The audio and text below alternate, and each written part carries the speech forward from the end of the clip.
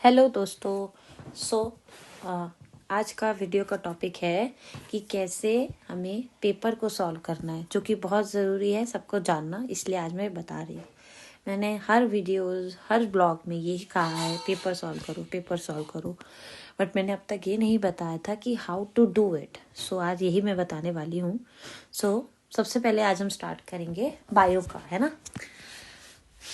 मैंने शुरू से यही कहा है कि क्वेश्चन सॉल्व करना है, रिवीजन उसी से होगी। तो आज ही जैसे ये पिछले साल का 2022 का पेपर है,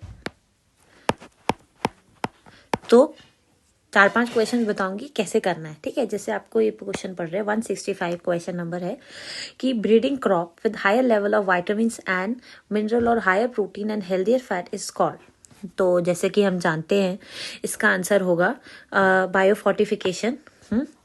तो ये आपने सॉल्व कर लिया। 95% बच्चे ऐसे ही करते हैं कि आपने ये देख लिया, आगे बढ़ गए कि identify the microorganism which is responsible for the production of immunosuppressive molecule cyclosporin A. इसका आंसर क्या होगा, बताओ। क्या होगा? क्लॉस्ट्रिडियम बोटारिकम नहीं होगा, स्टेप्टोकोकस सर्विसी नहीं होगा, एस्परजिलस नाइगर नहीं होगा, ट्राइकोडर्मा पॉलीस्पोरम ये होगा, है ना। तो इसके बाद हमें क्या करना है, हमें और ऑप्शंस को भी पढ़ना है कि और ऑप्शंस क्या हैं। मीन्स के इनके बारे में, अगर ये आपके कोर्स से रिलेटेड है, जैसे बायोमैग्निफिकेशन की डेफिनेशन हमको पढ़नी है, तो बायोमैग्निफिकेशन सोचो कि ये हमें आती है तो ठीक है, नहीं आती तो उसको रिवाइज करनी है, ठीक है। बायो रेमिडिएशन पढ़ना है, ठीक है, क्योंकि क्वेश्चन तीनों ऑप्शन से भी बन के आ सकता है। ये जो टेक्निक है अभी के लिए है, क्यों अभी पेपर में 2 महीने हैं, तो कैसे रिवीजन करना है। इससे क्या होगा, एक क्वेश्चन से आपके 5 क्वेश्चन प्रिपेयर होंगे, है ना। अब जैसे ये है detritivores break down detritus into smaller particle, this process is called, क्या होगा इसका आंसर, क्या होगा डिकम्पोजिशन, कैटाबॉलिज्म, फ्रेगमेंटेशन, ह्यूमिफिकेशन नहीं होगा, fragmentation, detritus into smaller particle, I guess यही होगा फ्रेगमेंटेशन, ठीक है। ये है, ठीक। तो ऐसे करना है। अब बायो हो गया कि उसके सारे ऑप्शंस के बारे में हमें और देखना है कि और ऑप्शंस क्या बोल रहे हैं, उसका क्या हमें कॉन्सेप्ट पता है। जैसे अब केमिस्ट्री देखते हैं, केमिस्ट्री में क्या है कि 87 क्वेश्चन है। जैसे for a first order reaction A product initial concentration A की दे रखी है, जो कि आफ्टर 5 मिनट्स ये हो गई, rate constant for the reaction is ये, मतलब निकालना है। ये कैलकुलेशन वाला है, कैलकुलेशन करी, जो भी आंसर आया, लेट टेक एग्जांपल ये आया मान लो, है ना। तो इसके बाद आपने फर्स्ट ऑर्डर का कर लिया, फॉर्मूला देख लिया, तो इसकी आप टी हाफ पढ़ सकते हैं कि टी हाफ क्या है ना।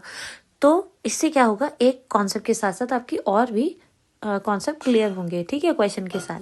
ये पर ऐसा नहीं है कि क्वेश्चन सॉल्व करने के जस्ट बाद, आफ्टर ड्यूरिंग ये सब काम करना है एनालिसिस के दौरान। कि एनालिसिस, अब जैसे ये है 88 है, ये आपका इनऑर्गेनिक का क्वेश्चन है कि आपने न्यूट्रल और फ्रेंडली अल्कलाइन मीडियम में KMnO4 से क्या हुआ, आयोडाइड से आयोडेट बना, तो ऑक्सीडेशन नंबर मैग्नीज का बताना है। तो आप इसमें एसिडिक में देख सकते हैं कि एसिडिक में क्या चेंज आएगा। तो ये साथ साथ करते चलना, तो इससे आपके कॉन्सेप्ट अच्छे से रिवाइज होंगे, ठीक है। तो यही है। अब जैसे ये है बॉइलिंग पॉइंट दे रखा है, पूछा हुआ है इसका H2O H2H S2 ये सब, ठीक है। तो बॉइलिंग पॉइंट का ऑर्डर देख लिया, तो इसमें आप मेल्टिंग पॉइंट का ऑर्डर भी देख सकते हैं। ऐसे पॉइंट आपके क्लियर होते जाएंगे। कॉन्सेप्ट अगर आता है तो ठीक, नहीं तो देखो ऐसे रिवीजन करना है ना। तो ऐसे ही है, और बाकी पढ़ना। कॉन्सेप्ट तो सबको पता ही है, मैं पढ़ा तो रही नहीं हूँ, मैं जस्ट बता रही हूँ कि कैसे सॉल्व करना है। अब जैसे इसमें है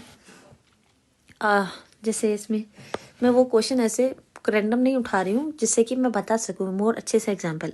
अब जैसे है कि ये डायमेंशन पूछी है, डायमेंशन इसके निकाल ली, तो चारों के बारे में आपको पता होना चाहिए कॉन्सेप्ट। अगर आपको मतलब बेसिक फॉर्मूला कि क्या है, यूनिट्स पता है कि नहीं, तो वो लिखना नहीं है, सोच लो। अगर कंफ्यूजन है कॉन्सेप्ट की, अरे ये क्या था याद नहीं आ रहा, तो ये देख लो, ये शॉर्टकट तरीका है, कम समय में ज़्यादा। बट ये पहले आपको इज्जत से पेपर सॉल्व करना है, ठीक है। फिर ही आगे जब आप पेपर चेक करो ना, तब देखना है, ठीक है।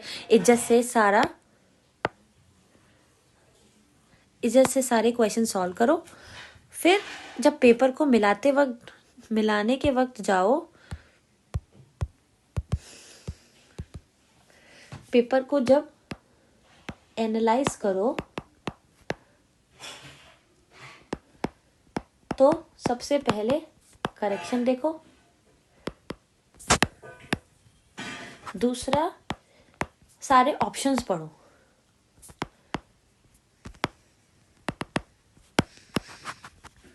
इससे क्या होगा कि आपके सारे कॉन्सेप्ट जो उस पेपर में होंगे सारे क्लियर हो जाएंगे और आपको पेपर को अच्छे से उसका एकदम डायसेक्शन कर पाएंगे।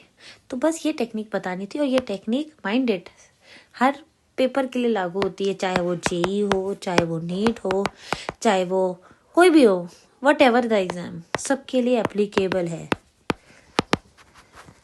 दूसरा, मैंने ये वीडियो बोली थी कि 26 को आएगी, बट मैं अभी डाल रही हूँ, sorry for the inconvenience, but next time I will try to stick, जो मैं टाइम बोलूँगी उसी पे ही डालूंगी, मेरा प्रॉमिस है।